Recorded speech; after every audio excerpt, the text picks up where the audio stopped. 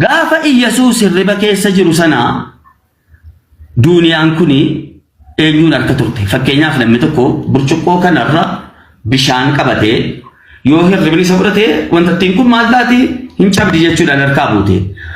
Gaaffiin koo inni lammaffaa Iyyesuus Kiristoos hawaariyaa waliin yookaan sahaabota isaa waliin akka islaamummaatti yookaan sahaabota yookaan hawaariyaat namoota hordoftoota isaanii waliin ituu markabarra deemaa jiranuu dhaggeeffadhu.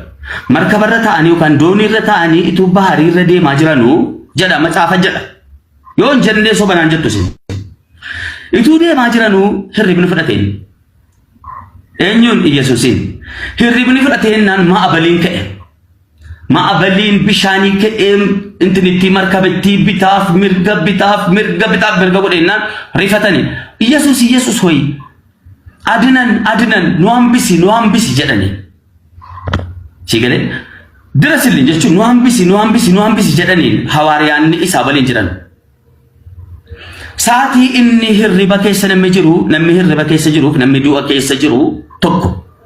Gaafa Iyyesuus hirriba keessa jiru sana duuniyaan kuni eenyuun harka turte? Fakkeenyaaf namni tokko burcuqqoo kanarra bishaan qabatee yoo hirribni isa fudhate wanta ittiin kun maal taati hin cabdi jechuudhaan harkaa buute.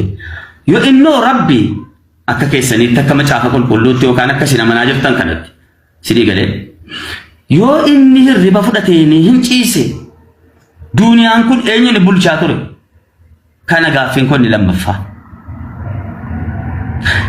Maaliif yeroo danu yeroo laalu isin jarri amantii macaafa kana irratti amantanuuf amantiin keessaniif isin waladda sidii galee amantiin keessan gara kamitti isin ofaara namni jira miti isa jedhuti shakkii keessan galcha. Gaaffiin koo lammaffaa kana. Gaaffiin koo inni sadaffaa macaafa qulqulluu keessa maal jedha? Ilaali gaaffii addaa gaafataan jiru islaamummaan kana jedha keessan maaliif akkana hin jenne hin jedhu isa macaafa qulqulluu keessa jiru ati tamantu keessa jiru hin gaafadha. Tokkoffaa Iyyesuus Kiristoos gaafa dhaqee fannifame hin fannifame ittiin amantanii miti Pirotestaantiin jedhi keenya. Ayyee gaafa fannifamu namoonni wanbadeen lama bitaaf mirgaan bira jiru. Sigalee Iyyesuus afaan isaarraa maal jedhee? Kun waan macaafa qulqulluu irra jirudha. Maal jedhee? Miyadarguutin ayaaqumna ይቅር በላቸው jedhe.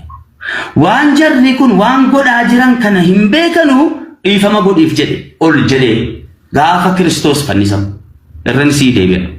Gaafa Kiristoos fannifamu ol ilaalee waan jarri godhanu hin beekanu wallaalaa jedhe.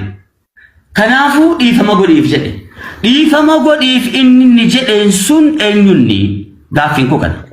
Yoo inni waaqa ta'e waan isin godhaa jirtan kana hin beektanu dhiifama isinii godheeratu jedhe sirriidha waaqan. Innoo ol jedhee kana macaafa qulqulluu irra jira waan isin godhaa jirtan hin beektu miyadarguutin ayaaqumna ይቅር በላቸው jedhe. Eenyuun jedhe? Gaaffii tokkoffaa.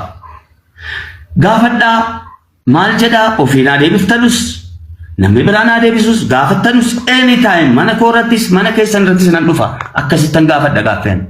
Gaaffiin koo inni lammaffaa